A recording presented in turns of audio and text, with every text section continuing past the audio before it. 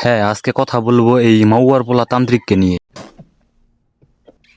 এই মাউয়ার পোলা বলেছিল ক্যাপ ভার্দের বিপক্ষে আর্জেন্টিনা কখনো জিততে পারবে না, এখান থেকে আর্জেন্টিনার টিকিট কাটতে হবে।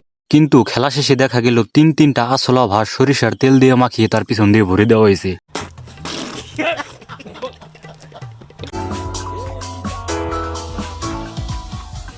বিশ্বকাপে একের পর এক ভবিষ্যৎবাণী করে আলোচনায় এসেছিলেন ঘানার স্বঘোষিত তান্ত্রিক নানা ওয়াংকু বনসাম। এই ক্ষণিকের ছেলে নাকি যা বলে তাই সত্যি হয়, কিন্তু তার সত্যিকে নারকেল তেল দিয়ে মাখিয়ে তার পিছন দিয়ে ভরে দিয়েছে আর্জেন্টিনা।